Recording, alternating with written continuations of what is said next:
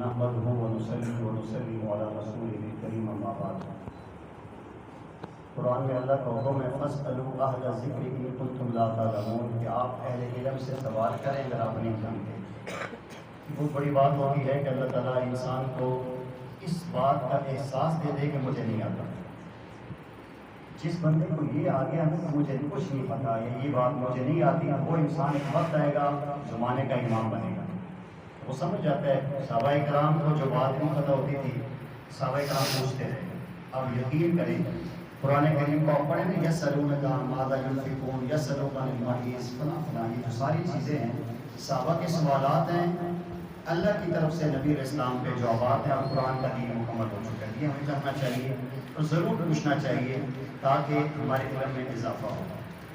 ایک بھائی نے سوال کیا ہے کہ ہم جمعہ کے دن نماز پڑھتے ہیں، عام روٹین میں ہم ظہر کی نماز پڑھتے ہیں تو ظہر کی نیت کرتے ہیں، تو جمعہ کے دن ہمیں کیا نیت کرنی چاہیے؟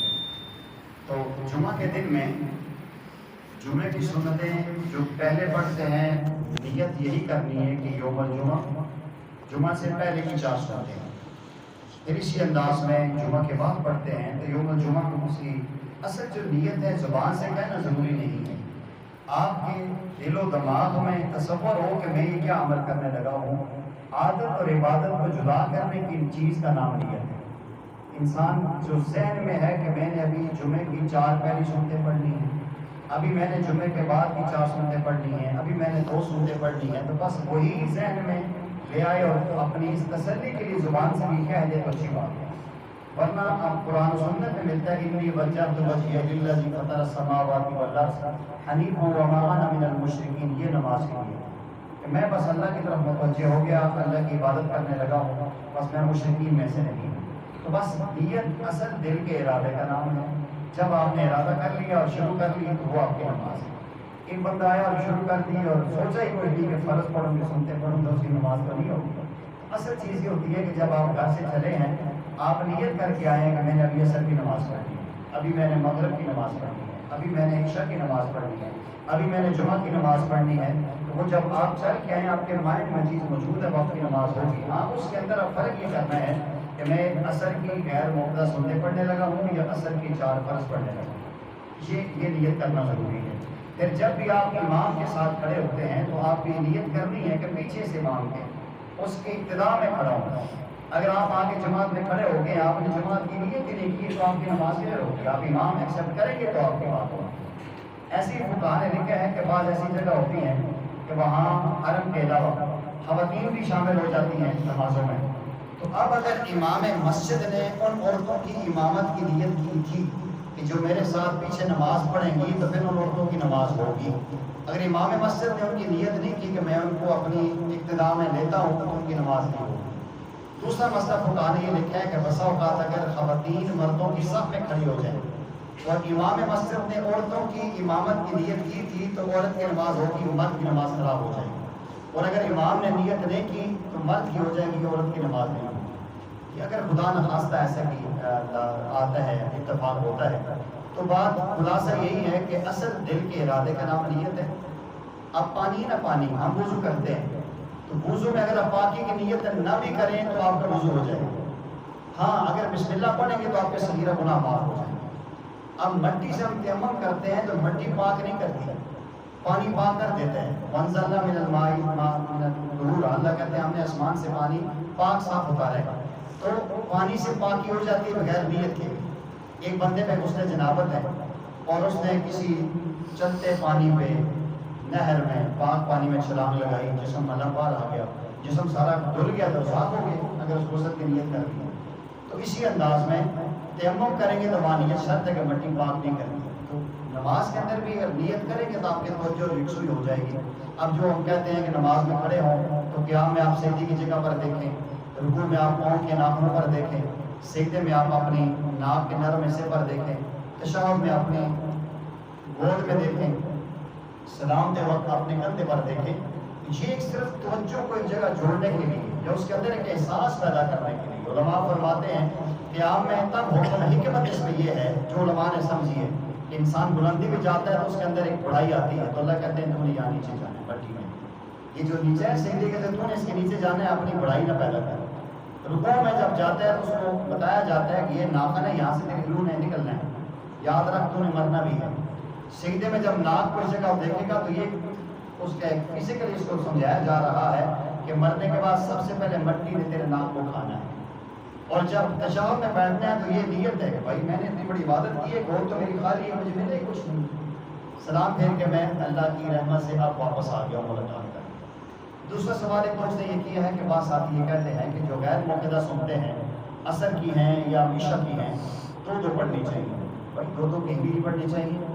عصر کی غیر موقدہ سنتے 4 ہیں، مغرب کی اس کی عشاء کی بھی غیر موقدہ سنتے 4 ہی ہیں، اور جو موقدہ سنتے ہیں وہ ساری یہ مسلمہ حقیقت ہے کہ فجر کی 2 سنتے موقدہ ہیں، ظہر کی 6 سنتے موقدہ ہیں، اور مغرب کی 2 سنتے موقدہ ہیں، عشاء کی 2 سنتے موقدہ ہیں، باقی غیر موقدہ ہیں۔ تو سنت 4 ہی ہیں جو غیر موقدہ ہیں، اور موقدہ میں فجر کی، مغرب اور عشاء کی 2 ہیں، باقی ساری جو ہے کہ وہ 4 ہیں۔ تو اس میں 2 رکعت نفل تو ہو سکتا ہے، 2 رکعت موقدہ سنتوں کے علاوہ نہیں۔ پیارے آقا صلی اللہ علیہ وسلم نے جو ریگولر پڑھی ہے وہ سنت موقدہ ہیں، جو کبھی پڑھی کبھی چھوڑ دی ہیں وہ غیر موقدہ اور نافل ہے، اس کے اندر یہ کرنی ہوتی ہے۔ ایک بھائی نے سوال کیا کہ انسان پاکی کا غسل کرتا ہے، بسا اوقات یہ ہوتا ہے کہ اس کے جسم میں کہیں چوٹ لگی ہوتی ہے، اس کی پٹی کی ہوتی ہے، یا اس طریقے سے کوئی اور ایسا اس کے اندر جو ہے کہ زخم ہے، تو زخم ہی ہو سکتا ہے۔ اس جگہ پہ ڈاکٹر یہ بتاتے ہیں کہ ٹانکے لگے ہیں یا ایسی جگہ ہے تو آپ اس میں نا سرسوں کا تیل لگا لیں۔ جب سرسوں کا تیل لگا لیں گے ٹانکوں پہ تو آپ کو ٹانکے متاثر نہیں ہوں گے، اس کے اندر پانی جا کے پیپ نہیں جانے گا۔ اگر اس کے اوپر پٹی ہوئی ہے، کوئی ایسی جگہ ہے تو اس میں پٹی والی جگہ تو گیلی نہیں کر سکتے، لازمی بات ہے کہ اس کو پٹی کو گیلا کریں گے تو نیچے اندر پانی ٹھہر جائے گا۔ تو اس کا بہتر یہ ہے کہ اگر مثلا پاؤں میں چوٹ لگی ہے تو اس کے اوپر شاپر وغیرہ چڑھا لیں تاکہ وہ پانی سے متاثر نہ ہو، نقصان نہ ہو۔ مین چیز یہ ہے جس سے انسان کی صحت کو نقصان پہنچے اور انسان کی بیماری بڑھنے کا اندیشہ ہو تو اس سے بچنا چاہیے، وہاں گیلا ہاتھ لگا لے اور باقی جسم کو دھو لے۔ لیکن اگر اس کے جسم میں آئل لگا ہوا ہے یا وہ اچار کا کام کرتا ہے جس طرح سوال میں تھا کہ چکناٹ لگی ہوئی ہے تو اس کو برہان دھونا چاہیے، اس کو صابن سے دھونا چاہیے۔ اگر اس کے اوپر چکناٹ کتنے آئے گی تو ٹھیک نہیں ہوگا۔ بس اوقات ہماری مسلمان بہنیں آٹا گوندتی ہیں، آٹے کے ذرات یہاں ناخنوں میں آئے ہوتے ہیں، ناخنوں کے نیچے آئے ہوتے ہیں، تو اس کو غسل کے لیے ضروری ہے اور وضو کے لیے بھی ضروری ہے کہ آٹے کے وضو کا وہ آٹا بھی اتاریں اس جگہ سے، نہیں اتاریں گے اگر ایک بال کے برابر بھی جگہ خشک رہے گی تو وہ وضو نہیں ہوگا، غسل بھی نہیں ہوگا۔ اسی طریقے سے غسل میں ناف کے اندر جو ہے کہ ہاتھ ڈال کے اس کو ملنا چاہیے۔ بس اوقات یہ ہوتا ہے کہ اندر جگہ خشک رہ جاتی ہے، میل رہ جاتی ہے، اس کو بھی صاف کرنا ہے۔ اسی انداز میں ہاتھ کے یہ پورے ہیں، یہ انگلیوں کے درمیان میں جگہ اس کو ملتے ہوئے اس کو کر کے یہ جگہ بھی ہماری تر ہونی چاہیے۔ جسم میں کسی ایسا بھی ہوتا ہے کہ انسان کے وہ جسم کا گوشت ایسا سکڑا ہوا ہوتا ہے، بڑے حضرات سمجھتے ہیں، تو وہاں بھی غسل کے وقت اس کو بھی ہلکا سا مل کے وہاں صابن لگا کے تاکہ اس کے اندر بال کے برابر جگہ خشک نہ رہے۔ عام طور پہ جب بندے کا ختنہ کیا جاتا ہے تو جسم کا ایک حصہ ایسا ہوتا ہے، گوشت کا حصہ ہوتا ہے جو بعد میں اگر آپ دیکھیں تو وہ اس کے اندر اگر اس کو ملیں گے نہیں، صابن نہیں لگائیں گے تو جگہ خشک رہ جائے گی، اس لیے اس کا بھی دھونا ضروری ہے۔ امید ہے کہ آپ میرا اشارہ سمجھ گیا ہوں گے، اس کو بھی دھونا ضروری ہے۔ اگر ایسا نہیں کریں گے، آنکھوں کا حصہ اس کو ضروری ہے، کان کی پر جو جہاں تک آپ پہنچا سکتے ہیں اس کو دھونا ضروری ہے۔ اب ناک کے اندر تو ہلکا سا یہاں تک پانی ہے، غرارہ کرنا چاہیے مبالغے کے لیے، باقی جتنا ممکن ہے جہاں تک۔ اب آنکھوں کے اندر پانی پہنچانا ضروری نہیں، آنکھ کے اندر ہوتا ہی نہیں بات ہے، کان کے اندر پانی لانا ضروری، جو جگہ زہر ہے اس کی کریں۔ اس کے علاوہ جو ہے کہ ناخن ہیں ان کو بھی صحیح ملنا چاہیے، ناخنوں کے نیچے اگر میل ہے تو اس کو بھی صاف کرنا چاہیے جو ممکن ہے۔ اگر نہیں کریں گے تو آپ کا غسل نہیں ہوگا، جب غسل نہیں ہوگا تو عبادت نہیں ہوگی، عبادت نہیں ہوگی تو اللہ کا فرض سر سے نہیں اترے گا۔ ان چیزوں کا سمجھنا اور اس پہ عمل کرنا انتہائی ضروری ہے۔ اسی ساتھ ہی ذہن میں کوئی اور مسئلہ ہے اس کے علاوہ؟ اچھا بعض لوگوں کو نماز پڑھنا جائز ہے، چھوڑنی نہیں چھوڑنی، ہمارے پہ ہر مسلمان اگر کسی کے پاس کام کرو تو دوسرا یہ نصیحت کرتا ہے کہ آپ نماز پڑھو، اگر سارا دن وہ شروع بھی خود ہوتا ہے دوسرے کو وہ کرتا ہے منع، تو بعض یہی لوگ ہیں جو بڑے زیادہ تر امیر یہ اس ٹائم جاتے ہیں نماز کے لیے جس ٹائم۔ آپ بتائیں آپ پوچھنا کیا چاہتے ہیں، ان کے بارے میں فتویٰ کیا ہے؟ دیکھیں جی، مسئلہ یہ ہے نماز مستقل ہر مسلمان پہ فرض ہے، نماز کا کہنا بھی فرض ہے۔ ایک بندہ خود نہیں پڑھتا تو خدا اسے پکڑے، جب ایک بندہ خود نماز نہیں پڑھتا، خود جھوٹ بولتا ہے، خود فراڈ کرتا ہے، خود رشوت دیتا ہے، خود شراب پیتا ہے، یہ اس کی پرسنلی لائف ہے. یہ وہ جانے اور خدا کا معاملہ جانے یا شریعت جانے، قانون جانے. ایسا کوئی بندہ کرتا ہے اور سریعام کرتا ہے تو قانون کو اس کے اوپر گریپ کرنی چاہیے، اس کو سزا دینی چاہیے اگر شرعی حدود ہوں. نہیں تو وہ ہمارے اختیار میں نہیں، ہم کچھ نہیں کر سکتے. یہ قانون کا اور حکومت کا معاملہ ہے. ہاں جہاں تک نماز کا مسئلہ ہے، ایک بندہ آپ کو کہتا ہے، پیارے آقا نے فرمایا کہ آپ کو اچھی بات مفہوم یہ ہے کسی کافر سے بھی ملتی ہے تو آپ کو لے لینی چاہیے. اس بندے کو نہیں دیکھنا چاہیے خود کیسا ہے. ایک بندہ خود نماز نہیں پڑھتا، مجھے کہتا ہے یہ نماز پڑھیں تو اچھی بات ہے، چلو ہم اس کو کہیں تو آپ پڑھنا کوئی نہیں ہے، ماں کیوں آنا ہے؟ یہ نہیں ہے. وہ پڑھے نہ پڑھے اس کی اپنی، ہم وہ جانے اس کا خدا جانے. اگر اچھی بات کرتا ہے تو اچھی بات کے بارے میں فرمایا کہ الحکمت ضالۃ المؤمن، دین کی اور اچھائی کی بات یہ آپ کی گم شدہ میراث ہے، جہاں سے میرے لے لیں. وہ کریں گے تو ان کو ثواب ہے، نہیں کریں گے تو اللہ کے یہاں پکڑ ہے. جہاں تک ہمارے بس میں ہے ہمیں کہنا چاہیے. اگر مثلا ایک ملازم ہے اپنے بڑے تو نہیں کہہ سکتا. آج کل ایسا ہے کہ ایک ڈرائیور یا اپنا نیب کاسر یا اپنا چپراسی اپنے سپروائزر کو کہے گا کہ اچھا چھٹی کر، تو کون آئے؟ تو اس میں بڑا بندہ چھوٹے کو آرڈر دے سکتا ہے. چھوٹا بندہ حکمت پیار سے کبھی موڈ میں بیٹھا ہو تو گپ شپ میں کہہ دے گا، محسوس بھی نہ کرے کہ دیکھیں جی آپ ماشاءاللہ ہمیں اچھائی کا حکم دیتے ہیں. حالانکہ قرآن نے یہ کہا ہے اتأمرون الناس بالبر وتنسون انفسکم، لوگوں کو نیکی کی بات کرتے ہو بھول جاتے ہو. وانتم تتلون الکتاب، اور کتاب بھی پڑھتے ہو. تو یہ کفار کی عادت تھی کہ وہ لوگوں کو اچھائی کی بات کرتے ہیں، خود چلتے نہیں تھے. لیکن بہرحال اگر کوئی اچھائی کی بات کرتا ہے تو اس کو ماننا چاہیے، نہیں کرتا تو اس کا معاملہ اللہ پر چھوڑنا چاہیے. جی حضرت.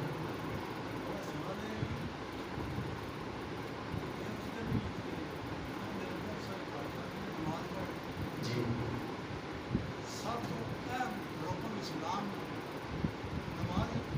کلمے کے بعد نماز ہے. نماز کے بارے میں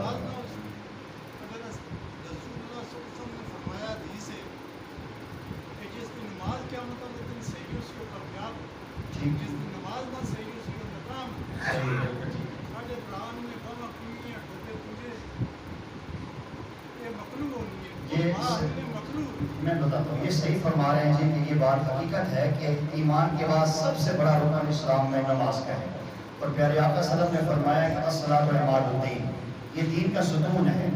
من اقام فقد اقام الدین، جس نے اس کو مضبوط رکھا اس نے پورے دین کو رکھا. ومن ہدم فقد ہدم الدین، جس نے اس کو گرا دیا پورا دین گرا دیا. کچے مکانوں میں درمیان میں ایک تھم ہوتا ہے، ستون ہوتا ہے، تو یہ اسلام کا تھم ہے. جو بندہ عبادت میں کمزوری کرے گا اس کے باقی سارے اعمال خراب ہوں گے. یہ پکی بات ہے. اس لیے بزرگ صحیح فرما رہے ہیں کہ جب ہم نماز کے لیے آئیں ہم اللہ کے دربار میں ہمیں حاضر ہوں گے. میں کئی دفعہ عرض کرتا ہوں، سیدنا علی المرتضیٰ رضی اللہ تعالیٰ کے بارے میں آتا ہے جب اذان ہوتی تو ان کے چہرہ سرخ ہو جاتا تھا، ایسے جسم میں کبھی تاری آنا کہ تھے شیر خدا. تو کسی نے پوچھا کہ آپ کی حالت کیوں ہوتی ہے؟ تو فرماتے تھے کہ آپ کو پتہ نہیں ہے کس احکم الحاکمین کے دربار میں ہم آ رہے ہیں. اصل چیز یہ ہے کہ ہم جب عبادت کے لیے آئیں، حکم یہ ہے کہ آپ نماز کے لیے بھاگ کے نہ آئیں، بڑے ڈسپلن کے ساتھ، اس سلیقے کے ساتھ آئیں. پھر وضو کرنے کے بعد ہمیں چاہیے کہ ہم اپنے بازو خشک کر کے پورے بازو نیچے کریں، سر پہ ٹوپی رکھیں اور مکمل طور کے لباس اتنا بنائیں کہ ہمیں اوپر نیچے نہ کرنا پڑے. شلوار اتنی رکھیں کہ آپ کے ٹخنوں سے اوپر ہو. ایک بندہ شلوار یا پینٹ نیچے سے فولڈ کرتا ہے یا یہاں سے فولڈ کرتا ہے یا ایسے ڈوبے پہنچ لیتا ہے، یہ نماز خراب ہوتی ہے. یہ صحیح فرما رہے ہیں، نماز میں خشوع نہیں رہتا، نماز کے اندر قرات آ جاتی ہے. آپ یوں سمجھے جس طرح ایک آپ کے پاس چائے کی پیالی ہے اور دوسری پیالی میں مکھی پڑی ہوئی ہے، تو اس مکھی والی پیالی کو آپ پینا پسند نہیں کریں گے، آپ کی قرات ہوگی. جس طرح وہ مکھی والی پیالی چائے کو خراب کر رہی ہے نا مکھی، اسی انداز میں یہ چیزیں نماز کو خراب کرتی ہیں. نماز اللہ سے ملاقات کا ذریعہ ہے. جو میں ابھی آپ سے عرض کر رہا تھا کہ دیکھو جب انسان اللہ اکبر کہتا ہے تو اس کو کہتے ہیں تکبیر تحریمہ. اس سے ساری باتیں حرام ہوگی. کیوں؟ آپ کو سلام کرتا ہے، جواب دیں گے نماز ٹوٹ جائے گی. کوئی مر گیا اندر اللہ پڑھیں گے نماز ٹوٹ جائے گی. کوئی آپ نے اور بات سنی سبحان اللہ کہیں گے نماز ٹوٹ جائے گی. آپ کو تکلیف ہے آئے ایسے کریں گے نماز آپ کی ٹوٹ جائے گی، کیونکہ اس وقت آپ کی اللہ سے ملاقات ہو رہی ہے. اور اس کے بعد جب سلام پھیرتے ہیں تو ہم اللہ کی ملاقات سے باہر آتے ہیں.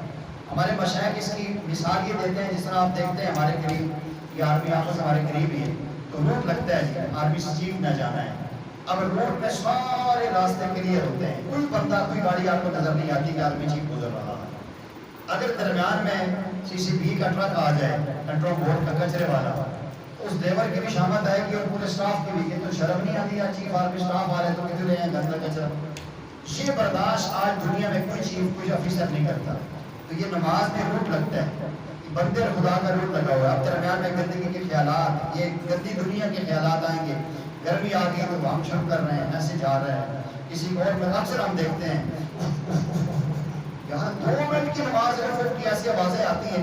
آپ یقین کریں کہ کبھی نماز ہم پڑھ رہے تھے، بجلی چلی جائے تو قرات تو مصنون قرانی ہے، اڑ کے دیکھیں تو باس آتی ہے، اتنے غصے سے دیکھ رہے ہوتے ہیں جس طرح سے ہمیں نماز ماری گئی. ایسا نہیں کرنا چاہیے. عبادت دیکھیں وہ لوگ بھی تھے جو آج بھی بجلی نہیں ہے نماز پڑھتے ہیں، یکسوئی کے ساتھ پڑھنا چاہیے. پسینہ ہو پکی آ جائے ہم کیوں کریں، ذرا سا ہو جاتا ہے. اب نماز میں ایسے میں خود جمعے میں دیکھ رہا تھا باس آتی ہے ایسے پڑھ رہے ہیں، گھر بھی لگی وہ اللہ کی ولیوں قبر کی اندھیری میں جانا ہے. وہاں بازاروں میں ہم لین چینی کی کھڑے ہو کر پسینے سے شرافور ہو جاتے ہیں، سبزی لیتے ہوئے رکشے پہ بیٹھے ہماری کیا عادت ہوتی ہے. نماز میں ہم ایسا کیوں کرتے ہیں؟ یہ بزرگوں کا دکھ ہے اور یہ غم ہے. صحیح بات ہے، ہمیں اپنی نماز کا خیال رکھنا چاہیے. اور نماز اتنی پیاری پڑھے نا، سبحان اللہ، آپ کا دل بتائے گا کہ آپ کی عبادت ہوگی. جتنی اچھی عبادت کریں گے، جتنی بہترین نماز پڑھیں گے، یہ طے شدہ بات آپ کی ساری زندگی ٹھیک ہو جائے گی. اس لیے فرمایا جس کی نماز جاندار ہوگی اس کی زندگی شاندار ہوگی.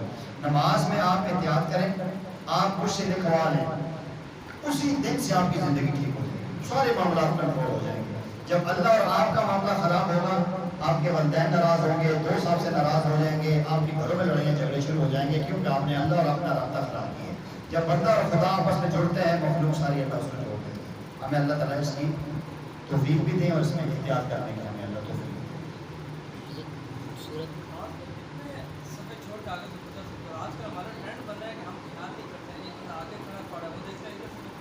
یہ صحیح عزیز نے اچھا سوال کیا ہے. نماز کے آگے سے تو کوشش کرنی چاہیے کہ نہیں گزرنا چاہیے، کوئی بھی ہو. اب یہ صفحے بنی ہیں تو اس کے اندر سے نہیں گزرنا چاہیے. جماعت ہو رہی ہے، جماعت کے دوران کسی بھائی کا وضو ٹوٹ گیا ہے، نقصیر آ گئی ہے یا اس کو پیشاب کا تقاضا آ گیا ہے، تو وہ جلدی میں صفوں کے اندر سے گزر کے چلا جائے، اس کا گناہ نہیں ہوگا. تو جماعت کے اندر لوگ کھڑے ہیں، لیکن جب امام سلام پھرتے لوگ اپنی انفرادی نماز پڑھ رہے ہوں تو پھر اس کے آگے سے نہیں گزرنا چاہیے. اگر بامر مجبوری گزرنا ہی پڑ جائے تو کم از کم 3 صفوں کے آگے سے گزرے. یعنی 3 صف پیچھے بندہ کھڑا ہے اور یہ بندہ اس کے آگے سے گزر کے جائے. مقصد یہ ہے کہ نماز پڑھنے والے کو محسوس نہ ہو، اس کو نظر نہ آئے کہ بندہ کون سے کہاں سے جا رہا ہے. بعض علماء نے گنجائش نکالی اور ہماری مسجد کی صفیں ہی 8 ہیں، اب وہ 3 صفوں کے آگے سے کون گزرے گا. تو کوشش یہ کرنی چاہیے کہ اگر کوئی بندہ اس کی سجدے کی جگہ سے گزرتا ہے اس کو ایسے اشارہ کرنا چاہیے، بھائی کم از کم میری سجدے کی جگہ سے تو نہ گزرو. احتیاط کرنی چاہیے جی کہ نہیں گزرنا چاہیے. بڑی سخت وعید ہے.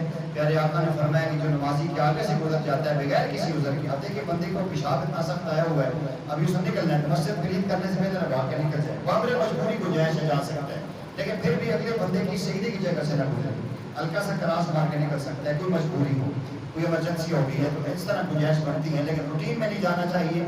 فرمایا جو نمازی کے آگے سے گزرتا ہے اگر اس کو پتہ چل جائے اس کے گناہ کا تو 40 تک کھڑا رہے. بعض نے فرمایا 40 دن، 40 مہینے، 40 سال. اتنی سخت اس کی سزا ہے کہ بندے کو احساس ہو جائے. تو علماء نے لکھا ہے کہ ہو سکتا ہے 40 سال کھڑا رہے، مجھ سے غلطی کیوں ہوئی ہے، تو کوشش کرنی چاہیے کہ ایسا نہ ہو. پھر ایک چیز اور بھی خیال رکھیں، ہمارے پاس ساتھی بہت بے احتیاطی کرتے ہیں. اب ہم نے درس دینا ہے، پتہ ہے کہ پیر منگل بدھ کو درس ہوتا ہے، 2 سنتے پڑھ کے ہم نے درس دینا ہے اور جان بوجھ کے کھڑا ہی آگے ہو گیا. اب ہم کیا کریں؟ جب اس کو پتہ ہے کہ یہاں آلریڈی درس ہونا ہے تو یہاں کیوں کھڑے؟ شاید پہ نفل پڑھنے چاہیے. اب یہ اس کی بے وقوفی ہے. اب وہ نفل پڑے گا، ہم بیٹھ کے ہاتھ پہ ہاتھ رکھے بیٹھے رہیں گے اور جناب خوشو خضو سے لمبی لمبی سنتیں پڑھ کے ختم ہوں گے. پھر بھول کے دیکھیں گے کیوں ہے. یا جو ایک روٹین ہے اس پر ہمیں بھی خیال رکھنا چاہیے. وہ سامنے جگہ پہ لگی بندہ وہاں کھڑا ہو گیا، پھر لوگوں نے گزرنا ہے، ایسی جگہ پہ نہ کھڑے ہو جس سے نمازیوں کو تکلیف ہو. جس سے زیادہ نفل پڑھنے ہو مسجد میں دائما کھڑا ہو جائے تاکہ کسی بیچارے کو روکے نہ. جب ایک آپ کو پتہ ہے کہ اوپر سے لوگوں نے گزرنا ہے، میں مثال دیتا ہوں، اب ایک بندہ وہاں کھڑے ہو کے شروع ہو گیا تو سب نے گزرنا ہے، اب لوگ تو جائیں گے بعد میں. اب یہ نماز خراب ہونے کا گناہ اس کا جو موقع ہے تو اس کو بہت احتیاط کرنی چاہیے. لیکن باقی روٹین میں جہاں ساتھی نماز پڑھ رہے ہیں ہمیں آگے سے نہیں گزرنا چاہیے ورنہ بڑا سا گناہ ہے. عام طور پہ ہمارے یہاں ہے نہیں ہے، بڑی مساجد میں سترا بنا ہوتا ہے، وہ لکڑی کے ڈنڈا سے بنایا ہوتا ہے، چھوٹی سی ایسی وہ گرل سی بنائی ہوتی ہے، وہ بہت اچھی ہوتی ہے تاکہ گزرنے والوں کے لیے آسانی ہو جائے. اور آپ لوگ اکثر دفتروں کی بازاروں کی مسجدوں میں وہ رکھا ہوتا ہے، وہ سب سے بہتر انداز ہے. اللہ میں عمل کی توفیق عطا فرمائے. اچھا ایسا ہے کہ کوئی بندہ سورت پڑھتے پڑھتے نماز پڑھتے پڑھتے درمیان میں بھول گیا، یہ بڑا عام مسئلہ ہے، ذہن میں رکھنا چاہیے. اگر امام بھولا ہے فرض نماز میں 3 آیتیں پڑھ چکا ہے تو اس کو چاہیے کہ رکوع میں چلا جائے. اگر 3 آیتیں بھی نہیں پڑھ سکا, ایک آیت پڑھی یا بھول گیا, اتفاقاً ہو سکتا ہے, انسان ہے, اس کو چاہیے اس سے آگے کوئی اور سورت ذہن میں آتی ہے وہ پڑھ لے, اس سے آخر سورت ناس پڑھ لے. یہ مطلب کوئی نہ کوئی پڑھ لے تو چلا جائے. مقتدی کو فرض میں لقمہ نہیں دینا چاہیے. بعض لوگوں کا ہوتا ہے کوئی ایت شروع کرتے ہیں تو اسی سے شروع ہو جاتے ہیں, اور غلطی آ رہی ہے تو کہتے ہیں نہیں ٹھیک ہے اسی تک الگ سے, اس کو وہی چھوڑ دینی چاہیے, رکوع میں چلا جائے. اگر انسان اپنی نماز پڑھ رہا ہے, پہلی رکعت میں نے سورت شروع کی ہے, پڑھ لی ہے, اب دوسری رکعت میں بھول گیا کہ میں نے پہلی کون سی پڑھی ہے, ایک تو سورت یہ ہو سکتی ہے, تو اتنی سستی والی نماز ہی نہ کرے کہ یاد ہی نہیں کون کے پڑھے بھول گئے, تو کوشش کرنی چاہیے کہ پہلی سورت سے اگلی سورت پڑھ لیں. الم تر کیف فعل ربک باصحاب الفیل شروع کی ہے, الم یجعل کیدہم فی تضلیل, آگے نہیں آ رہا, بھول گئے, کوشش کریں نہیں آ رہی, کوئی ایک آیت پڑھ لے, نہیں تو یہ 2 آیتیں اس قابل ہیں کہ ہو سکتے ہیں, اس کی 2 آیتیں میں پڑھ لے تو نماز ہو جاتی ہے. اس میں اتفاق والی بات نہیں ہے. یہ کوشش کرنی چاہیے کہ جو سورت پڑھی ہے اگلی اس سے آگے ہو, اس سے پیچھے نہیں آنا چاہیے, خلاف سنت ہوگا. ایک بندے نے الم تر کیف فعل ربک باصحاب الفیل پہلی رکعت میں پڑھی ہے, اسے دوسری میں لیلاف قریش پڑھنی چاہیے, اس میں آیت الذی نہیں پڑھنی چاہیے. اگر چھوٹی صورتوں میں ایک صورت کا درمیان میں وقفہ دے گا تو یہ نماز کو خراب کرے گا, سنت کے خلاف ہوگی. الم تر کیف اور لیلاف قریش جڑے ہوئے ہیں, اور آیت الذی نادینا جڑے ہوئے ہیں, قل یا ایھا الکافرون اذا جاء نصر اللہ جڑے ہوئے ہیں, تبت اور قل الاخر جڑے ہوئے ہیں. ہاں یوں کر سکتا ہے, قل یا ایھا الکافرون پہلی رکعت میں, قل هو اللہ احد دوسری رکعت میں, درمیان میں 2 صورتوں کا وقفہ دے دے تو پھر نماز ٹھیک ہو جائے گی. ایک صورت کا وقفہ درمیان میں نہیں دینا چاہیے. پھر اس کا بھی احتیاط کرنا چاہیے کہ پہلی رکعت میں قل اللہ احد پڑھ لی, اب دوسری میں قل اعوذ بالفلق پڑھے گا, تو حالانکہ پہلی رکعت میں صورت بڑی ہوتی ہے, چھوٹی میں دوسری میں چھوٹی ہوتی ہے, نماز تو ہو جائے گی لیکن سنت کے خلاف ہو. ہمیشہ کوشش کرنی چاہیے کہ پہلی رکعت میں بڑی صورت ہو, دوسری رکعت میں چھوٹی صورت ہو. یہ سنت والی نماز ہے, اس پہ اللہ نے عمل کی توفیق عطا فرمائے. درمیان میں وقفہ دے دو, 1-2 صورتوں میں چھوڑ دیں گے, الم تر کیف پڑھ لے, قل الاحد پڑھ لے, اس کے بعد سبحان ربک